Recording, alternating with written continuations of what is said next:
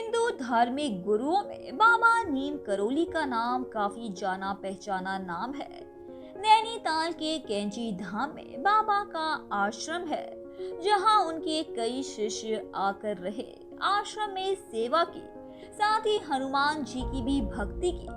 बाबा के चमत्कारों के कारण उनके भक्त उनके मुरीद हो जाते हैं।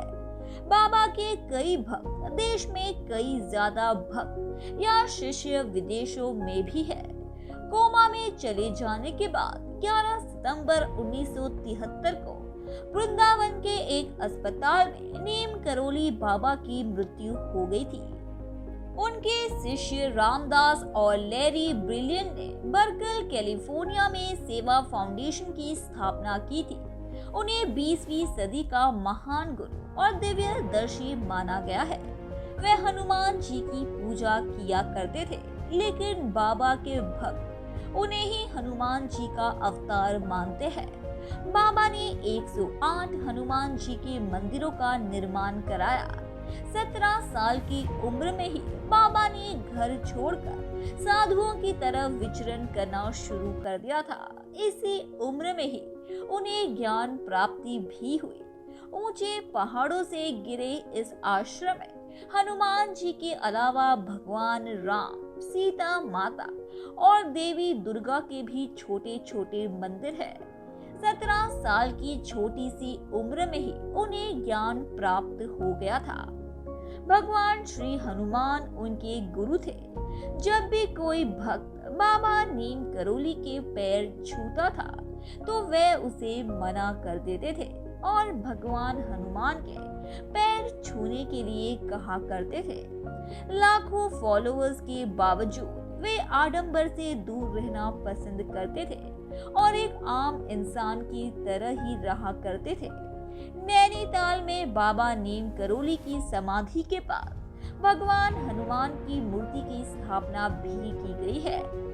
नीम करोली बाबा मार्क जुकरबर्ग के गुरु के तौर पर भी करोली बाबा खासे मशहूर है। मार्क जुकरबर्ग कई दिनों तक बाबा के आश्रम में भी रहे। बाबा की कृपा से आज वे सफल व्यक्ति है। प्रधानमंत्री नरेंद्र मोदी, एप्पल के संस्थापक और बॉलीवुड से लेकर हॉलीवुड की कई हस्तियां भी बाबा के दर्शन के लिए उनके आश्रम पहुंच चुकी है। अमेरिकी बिजनेस टाइकून और एप्पल कंपनी के मालिक स्टीव जॉब्स को भी बाबा नीम करोली के प्रति गहरी श्रद्धा है। नारायण बाबा नीम करोली के शिष्य थे और हनुमान जी की सेवा में उन्होंने अपना जीवन व्यतीत किया।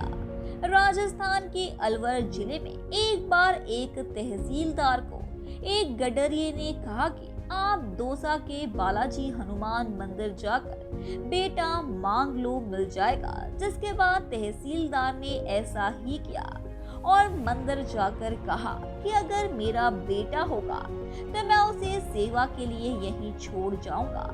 मन्नत मांगने के 1 साल बाद ही उन्हें बेटा हो गया, लेकिन बाद में बाप का प्यार आगे आ गया और उसने हनुमान जी से कहा कि मैं अपना बेटा आपको नहीं दे सकता और ये ऋण मुझ पर रहेगा। बालक का नाम नारायण स्वामी था। उसे रामायण कंठस्थ थी। धन्यवाद दोस्तों। उम्मीद है कि आपको हमारे द्वारा बताई गई जानकारी काफी पसंद आई होगी।